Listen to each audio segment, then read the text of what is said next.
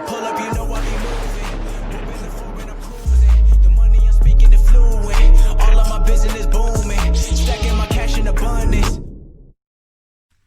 Yo les postes, joyeux Noël encore à tous, encore gros big up à ceux qui sont restés seuls hier soir. En tout cas nous, supporters parisiens, on a eu le plus beau cadeau qu'on pouvait espérer hier avec le licenciement et le départ de Thomas Tuchel du Paris Saint-Germain. Enfin, on va pouvoir commencer à travailler. Ce qui m'a énervé, c'est que la poubelle Twitter, la poubelle des journaux et soi-disant spécialistes, Pochettino, il a même pas signé, il est même pas encore arrivé à Paris, il a même pas fait sa valise, que déjà le gars, il faut le pendre, il faut lui mettre la guillotine. Non mais franchement les mecs, vous avez pas honte frère. Les mecs ils ne regardent même pas les matchs, ils regardent même pas les matchs de leur propre équipe.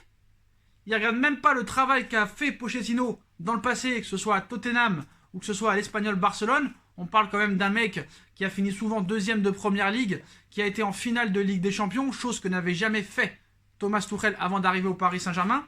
Bref, avant de parler de tout ça, parce que vous avez vu le titre, hein, voilà, il n'y a pas de suspense. Tuchel pourrait rebondir dans un club qu'on va affronter dans quelques semaines, donc ça pourrait vraiment être chaud dans les semaines qui arrivent. Ça peut peut-être se retourner contre nous, on ne sait jamais dans le football, mais voilà. En tout cas, critiquer Pochettino et vouloir sa pendaison alors qu'il n'a même pas signé au Paris Saint-Germain, voilà, on va en reparler dans la vidéo bien tranquillement. Par contre, j'ai reçu une blague, j'ai moyennement apprécié, franchement je reçois une enveloppe, joyeux Noël de la part de Tuchel, frère, dans ma boîte aux lettres. Alors moi je m'attendais à un mandat cash, je m'attendais à un chèque, il n'y avait rien dans l'enveloppe frérot, il n'y avait rien dans l'enveloppe. Ça je suis sûr que c'est Tuchel qui a voulu se venger frère, voilà. Je pensais qu'il allait me donner une part de ses indemnités, rien du tout, Wellou frère, Wellou, donc voilà. Bravo la blague, hein, ça m'a pas fait rire frère, ça m'a pas fait rire. Bref, soyons maintenant un peu plus sérieux. Donc les dernières infos d'abord sur l'arrivée de Pochettino avant d'évoquer l'avenir de Thomas Tuchel et dans quel club il pourrait rebondir. Donc premièrement, sur Tuchel, plusieurs choses aussi qu'il faut savoir, hein, parce que voilà, il y en a encore qui le défendent. Donc moi, ce que je voudrais spécifier, c'est que quand il arrive en 2018, bah, on nous a expliqué qu'il avait été recruté pour 3 raisons. La première, sa capacité à être un leader, imposer son style de jeu et avoir une vision.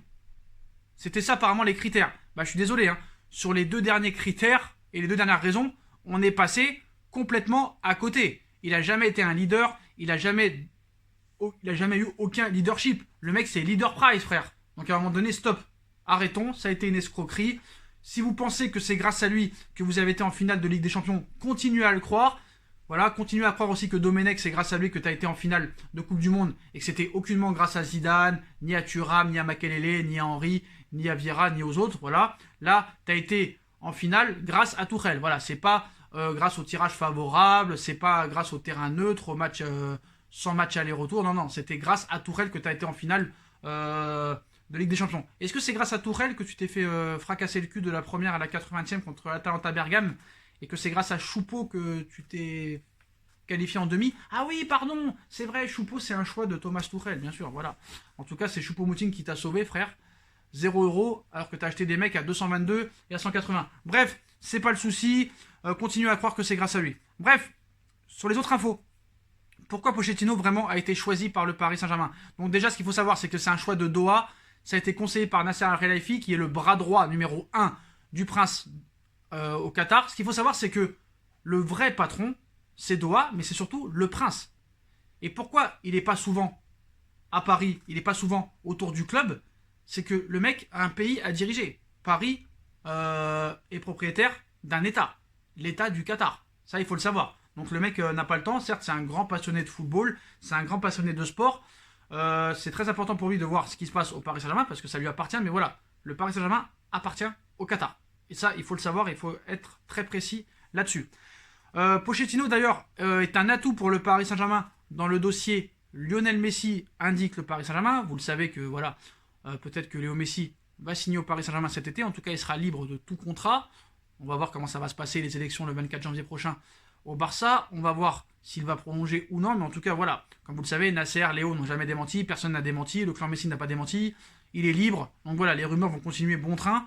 Et qu'un Argentin vienne entraîner le Paris Saint-Germain, alors que tu es sur le meilleur Argentin peut-être de l'histoire du football, ça prouve bien des choses. Autre information.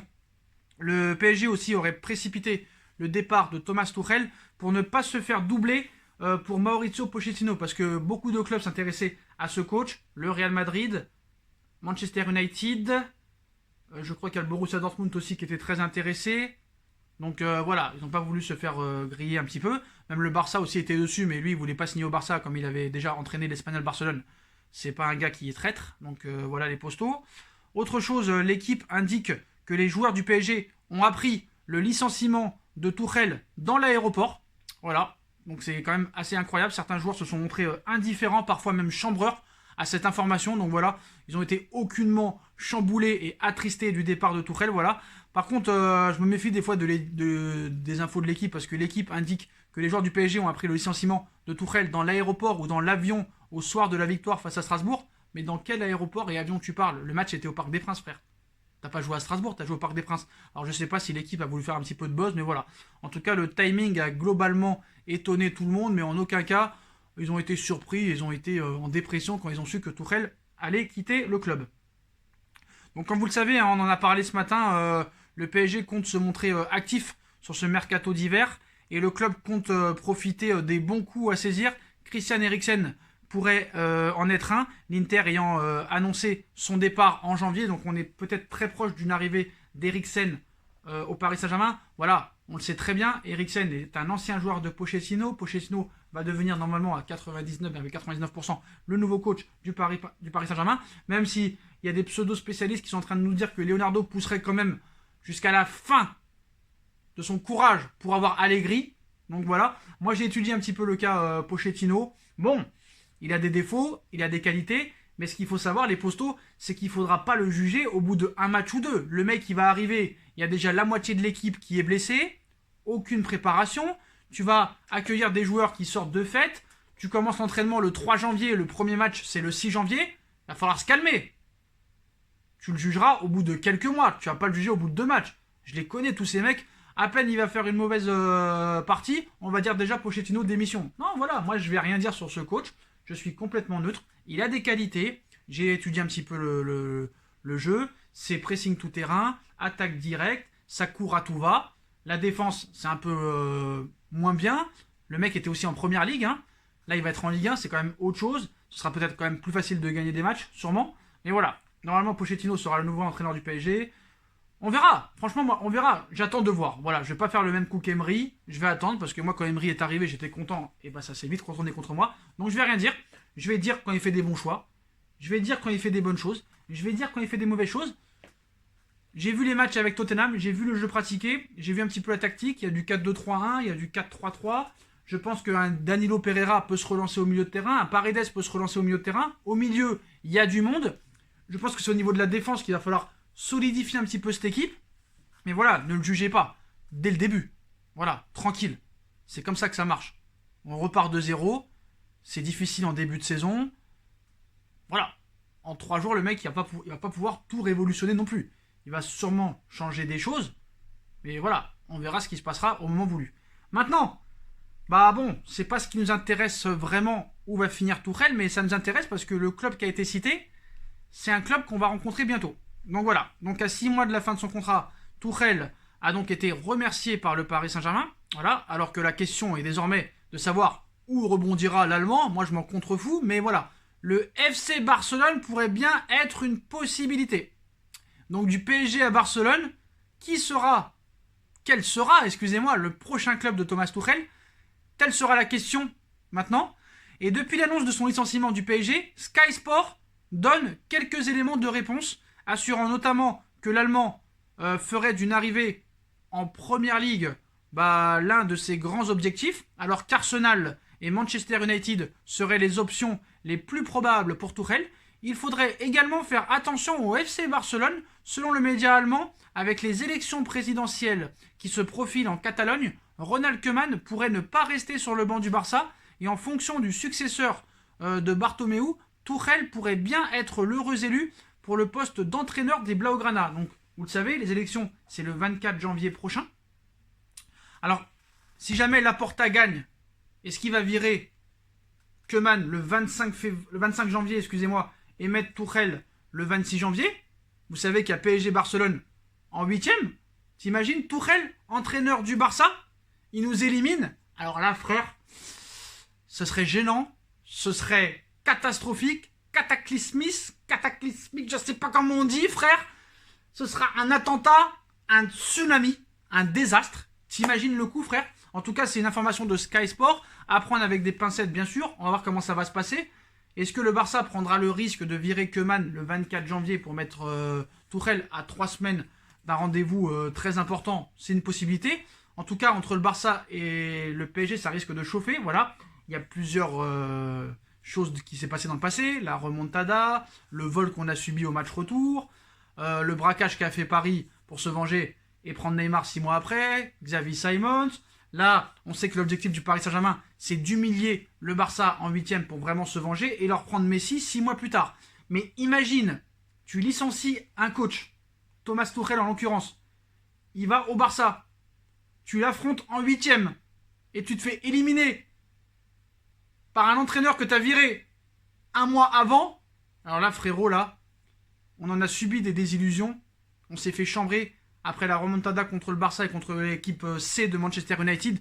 Mais si là, tu vires Tuchel et entre-temps, il signe au Barça et il nous élimine en Ligue des Champions, alors là, franchement, là, je ne saurais plus où me mettre. Hein. Vraiment, on ne saura plus où se mettre. Et ça risque d'être assez comique. J'espère que ça n'arrivera pas. Je pense qu'il y a quand même peu de chances que le Barça se sépare de Koeman après les élections du 24 janvier. Je pense qu'ils finiront avec Koeman jusqu'au mois de mai et qu'après peut-être ils changeront d'entraîneur et que peut-être Tuchel pourra arriver, même si je pense que Tuchel préférait aller à Arsenal ou à Manchester United. Ce qu'il faut savoir, c'est que quand Emery est parti du PSG, il a fini à Arsenal pour finir après à Villarreal.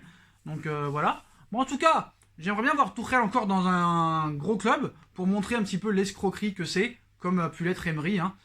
Après Paris, il a été à Arsenal et il s'est vautré complètement. Mais voilà, ce serait quand même assez incroyable que Tuchel signe au Barça et qu'il nous élimine après. Bref, voilà, c'est une info à prendre avec des pincettes, les postos. Donc voilà les dernières informations. En tout cas, Paris risque de bouger cet hiver. Donc voilà. Dites-moi ce que vous en pensez de la rumeur Tuchel au FC Barcelone. Voilà. Et est-ce que vous validez le choix Pochettino? Moi, je le valide pas à 1000%, mais je pense que c'est quand même mieux que Tuchel. Mais voilà, il faut vraiment être très prudent sur ce changement d'entraîneur, les postos. Voilà. Le match contre Saint-Etienne et Marseille, commencez pas à juger dès les premiers moments. Voilà. C'est très compliqué d'arriver en milieu de saison comme ça, en pleine saison. En pleine saison, tu n'auras pas tous les joueurs à disposition, tu seras en plein mercato, tu n'auras pas le temps de connaître ton groupe. Donc voilà, même si je pense qu'il va appeler certains joueurs, communiquer avec eux, parler avec eux.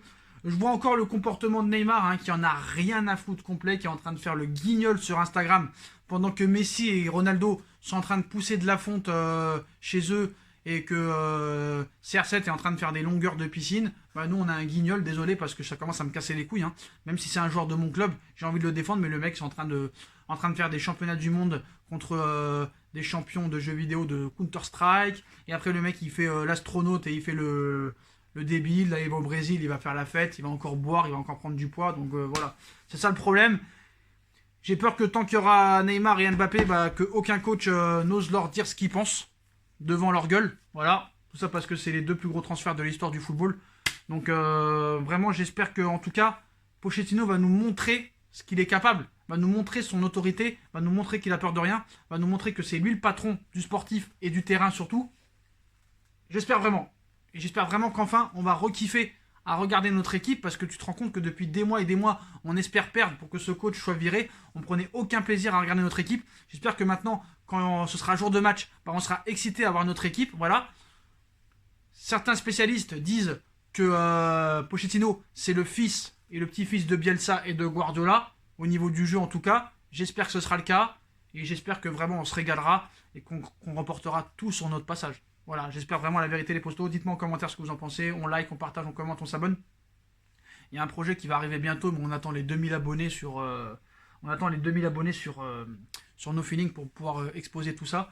Voilà, il y aura peut-être des nouveaux projets qui vont arriver. Voilà, comme d'habitude, hein, No Feeling en bas en lien en description, la cagnotte PayPal en bas en description, les postos si vous voulez soutenir la chaîne.